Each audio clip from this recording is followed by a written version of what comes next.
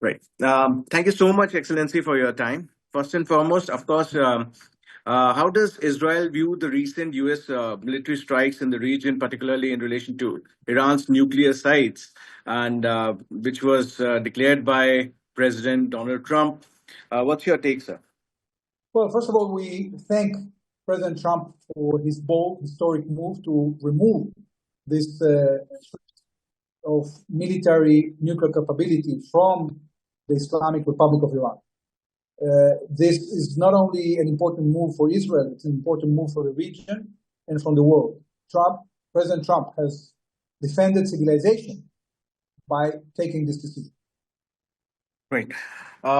So, how does Israel assess the risk of further Iran retaliation in response to the U.S. strikes? Uh, because as we speak, we hear that Iran is also retaliating. So, how much Israel is prepared in that regard? Well, we have all our citizens in shelters. We have seen a barrage of 25 ballistic missiles flying into Israel. We've managed to intercept most of them, but unfortunately, we have some hits and some people injured. The Israeli cabinet will have to decide in which way to retaliate for this aggression. We are with the United States. We hope that the Iranian regime will listen to President Trump, who is stating that he's ready for peace, that we are ready to go back to diplomacy after Iran, unfortunately, hasn't been taken seriously. The attempt to, from the United States and others, to negotiate them with them in goodwill, and has been trying to sneak out a nuclear weapon. If the Iranians stop doing that and cooperate with the world in dismantling their military nuclear program, their military ballistic missile capability, and their attempts to throw havoc into the region, I think our region has good prospects for peace. Iran foreign minister has also come out and said that these attacks violates the UN Charter. How do you look at that, sir? Well, it's absolute nonsense because the Iranians are those who are in non-compliance. The IAEA has mentioned that, has determined that in its report. Iran has been in breach of the safeguards agreement. It has been conducting for years undeclared nuclear activities, and now it is paying the price for that. Right. So India is right now conducting Operation Sindhu, evacuation of Indians from Israel. Do you think these attacks and retaliation from Iran will have any kind of an impact? And what measures is Israel taking to ensure the safety and evacuation of Indian nationals in Israel amidst these U.S. strikes? Well, as you know, Israel is taking good care of all its residents, including guest workers, and of course, our Indian guests. We have enough shelters around the country, and those who wish to leave, we coordinate their departure with MEA here in Delhi. Your embassy in Israel also is doing a pretty good job of working with our authorities. So I'm sure that both those who stay and those who leave can do so in a safe way.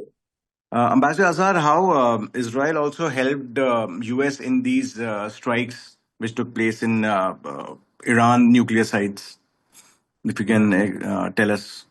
Well, what we have been doing is, first of all, peeling out the layers of defense that the Iranians had through the proxies that they have created around Israel for many, many years. The fact that the Assad regime fell allowed Israel to take out the entire air defense system of the Assad regime. That created the path for our Air Force to reach to Iran. Then at the beginning of this operation, even before that, in the retaliation for the Iranian attacks in April and October, Israel took care of Iranian air defenses in Iran. And that allowed us to actually have freedom of action to hit the installations that were threatening our existence, those installations that were being built both in the nuclear realm, but also in the ballistic realm, in the missile ballistic realm, that were built by Iran to carry through their promise to annihilate the state of Israel. We were not going to agree to that, and therefore we took decisive action. And I'm happy to report that we have set back those programs by the Iranian regime for many years to come. Right. Ambassador Azar, what kind of role Israel expects from India in the middle of this ongoing tension which we see right now?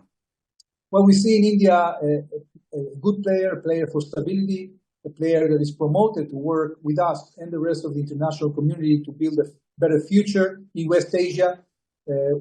Once we have defeated this Iranian aggression, I think we will be in a situation in which we will be able to promote peace in our region and many economic projects that India is planning to be part of, like IMEC and other projects of cooperation.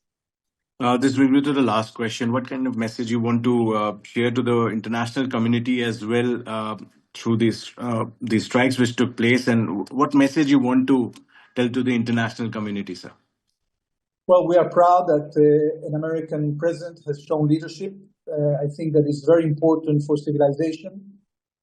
This kind of conduct from rogue regimes has proven to be completely mistaken, completely wrong, and we hope that through this decisive action of the United States, not only the Iranian Islamic regime of Iran will finally change course and act more peacefully, but this is also a message to every terrorist and every regime that wants to throw havoc into world order, that you have American leadership and the rest of the world can feel much safer as a result of that action.